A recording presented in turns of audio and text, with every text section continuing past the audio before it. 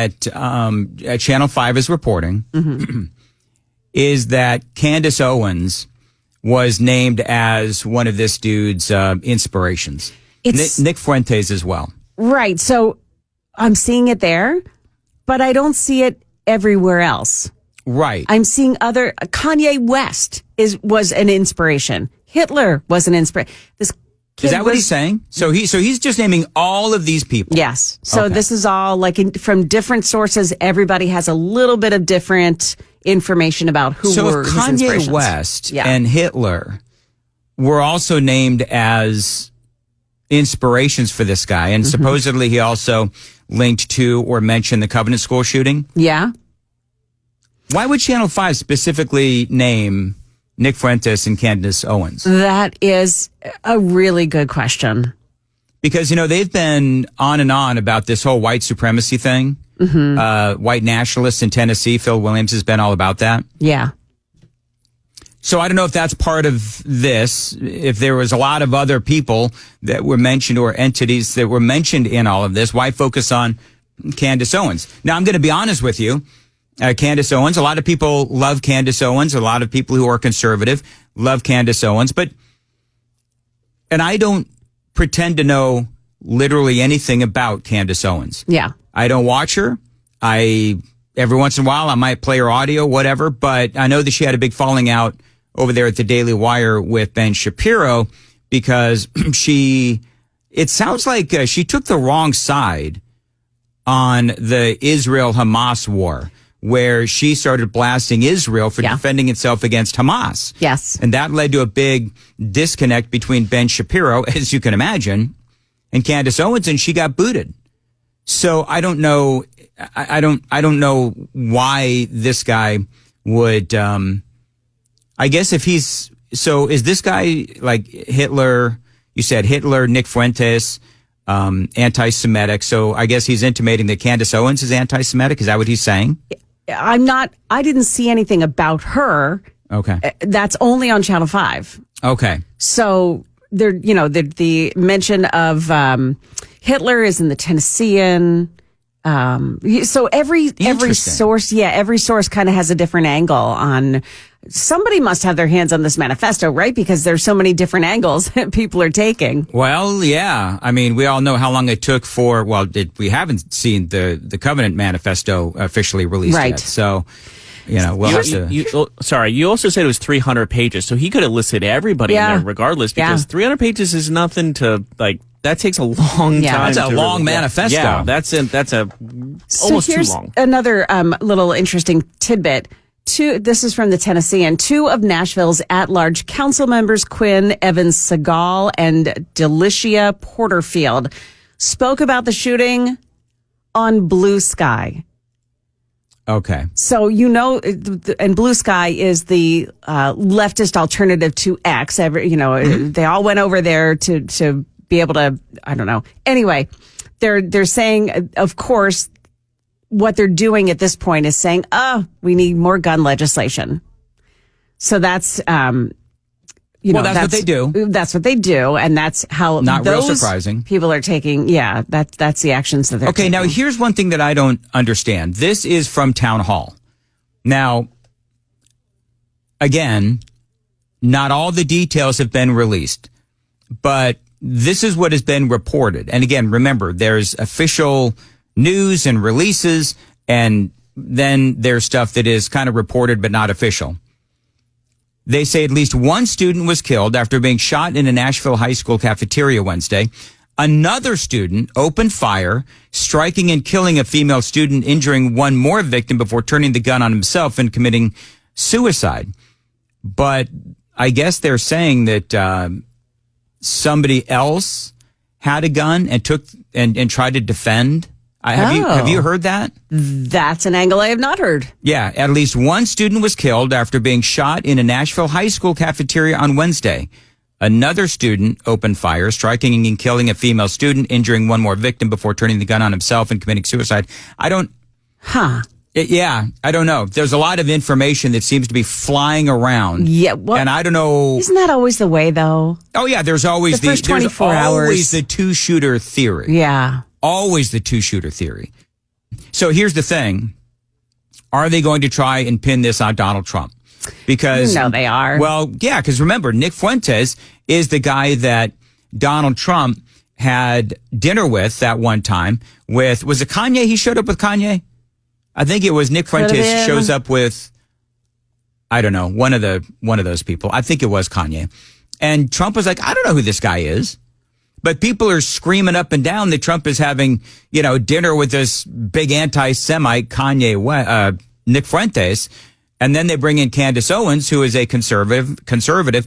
I believe that she is a supporter of Donald Trump, although I don't know because it sounds like she went, way off the reservation a while ago. So I don't know where she stands now. But ultimately the question is, and the warning for you folks is, be careful because it sounds like no doubt they're going to try to ultimately pin this on Donald Trump, as we have seen, or conservatives, as we have seen, as they try to politicize this tragedy. And the reality is, in some of the excerpts that I've seen, and I don't want to read this dude's manifesto, because I don't want to give him, I don't want to give his words the importance that he believes that they were. But what I would say is that if you do read parts of the manifesto, which I have, some of the stuff that's out there, he was clearly crazy. Yeah. Like he was nuts. He had a self-loathing. Isn't that so weird? I bet he was ashamed to be black. He was ashamed to be black. Yes, that is what he said. He was ashamed. And I don't really know what to say about that. I don't know if it's sad. I don't know if I'm prepared to, call that mental illness, but there is other very violent things that he said in there. And I believe that when you say, hey, I was inspired to do this, well, part of what I wanted to say about Candace Owens, there's millions of people that have watched her podcasts and her interviews and watched her TV show when she had it that did not do what this guy did. So before people start, attacking Candace Owens, realize that if you're inspired, you say you're inspired to do something by what somebody else said, I think, that could point to a mental illness. I'm just saying.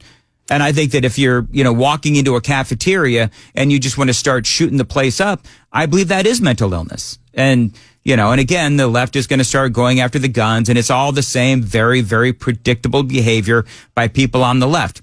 Attack the gun and forget about, the guy's mental illness, attack Candace Owens, attack Donald Trump. I don't know anything about Nick Fuentes, but whatever. But they got to focus. They got to focus on the person behind the gun. Here's some more words. Okay. I was so miserable. I wanted to kill myself. I just couldn't take any more. I am a worthless, subhuman, a living, breathing disgrace. I would say that this young man had some issues. Yes. It sounds like he had some issues. You know what I wonder though? Okay, so he talks about committing suicide. Well, then I got to be careful here. Yeah. But if you have that desire to commit suicide, why take out other people? Why take out innocent victims? If you want to take yourself out, well, then that's what you want to do. But why take out other people? Just because apparently there was no connection between the guy, the shooter, and this poor young girl, the poor 16-year-old who was killed. There's no connection whatsoever. He just walks into the cafeteria and does what he does. Why take out innocent people? That's what I think that's a sign of, I think that's a sign of, mental illness, obviously. So now what we're going to find out is, okay, so, where did he get the gun? What psychotropic drugs could he have been on? I think he said in the manifesto that it had nothing to do with bullying. All of those things are just, again, the bits and pieces, the dribs and drabs that have come out from his manifesto. So, and 8064, you're right. He did have demons. So it's very sad. Police right now are searching a home on Carefree Lane in Antioch. Carefree Lane in Antioch. Okay. And they didn't have no metal detector. No metal detector. Now, they had this system called Omni Alert, and it used the cameras that were already installed in the school. And this system is designed to, if somebody pulls a gun, an AI system in these cameras recognizes the shape of the gun, whether it's a long gun or a short gun. It just recognizes the shape. And the action taken from there is that it alerts others. So it alerts police, it alerts the school office, it alerts other people. Now, officers were there within minutes, but by that time, it's too late. It's too late. Yeah. So, but even before that would work, you would expect that there would be metal detectors in the school. I don't like the fact that they have that camera, a camera. There's no one around him if he pulls out the gun. It's like we said, it's too late. A metal detector, if there's a security guard there, he'll instantly know. I'd rather have instantly know than, I'll be there in 5 minutes. No. And there were some SROs there. Yeah. But as I have always said, if you've got a big school, you can have 5 SROs. Yeah. But if they're not right there when it's happening, then there's not much the SROs are going to be able to do. The Republicans have talked about trying to fortify the schools, and that was part of that legislation. I think it was last year, where we need to fortify the schools. There is all the big conversations about arming teachers, all of the various things that we have talked about forever. Oh, by the way, do you have that audio bite that you played in your 5 o'clock newscast of that girl that was inside the school? Can you play that? Yeah, absolutely. Here we go. I felt like my whole world was crumbling apart in my hands, and I didn't have my phone, so I couldn't call my mom. And so I was really just there, and no one would know that I'm gone. That is the saddest. It is. Now, that particular comment in this particular situation in Antioch High School has reignited the discussion about should cell phones, smartphones be banned in school. So, because it's by district, I guess. It's by district. So some districts have it banned. Other districts do not have them banned. Some districts will make you put it in one of those bags, whatever it is.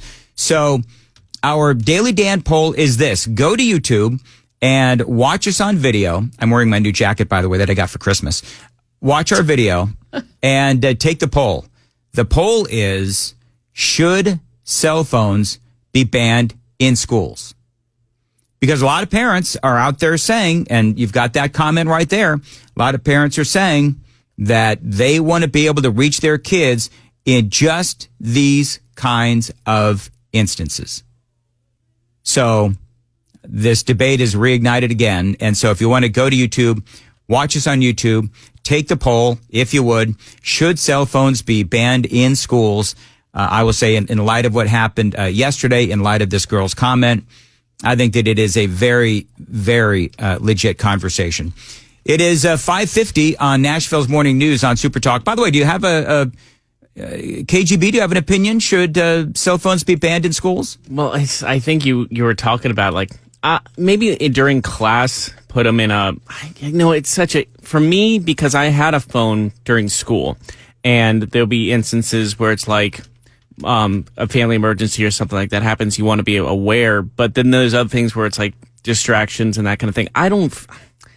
I think it's such a hard topic because you can go either way with it easily. I can make the argument either way. Exactly. Either way. Yeah. Can I be honest? This is terrible. Joan, maybe you remember. I don't know.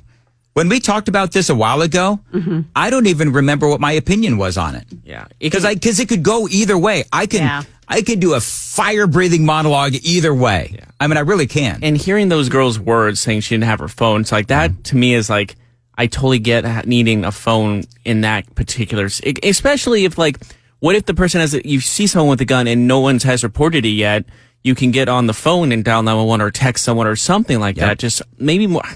But again, then there's distractions, and then that's when education goes down. But I feel like the ends justify the means in that situation. Joan, what do you think? You got an opinion? I hate that these it's social media that the kids are tapping while they're in the schools, and I hate that it takes their focus away from what they're doing.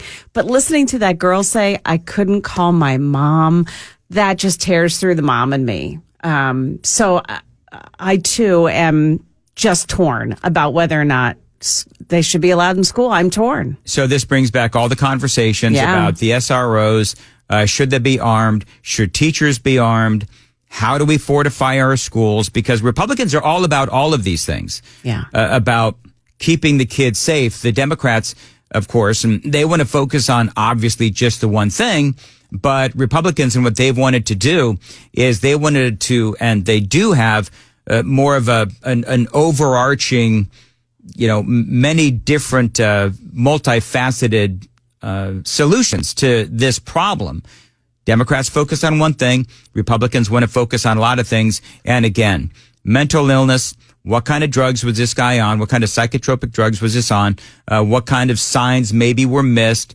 And all those other conversations that we will no doubt be having in the next several days, weeks, and months and years. It is 5:53. Joan Jones has the news coming up at 6. Joan. Yeah, police are searching a home in Antioch this morning as that investigation continues into yesterday's shooting at Antioch High School. We've got more on this coming up at 6 o'clock on Super Talk 99.7 WTN.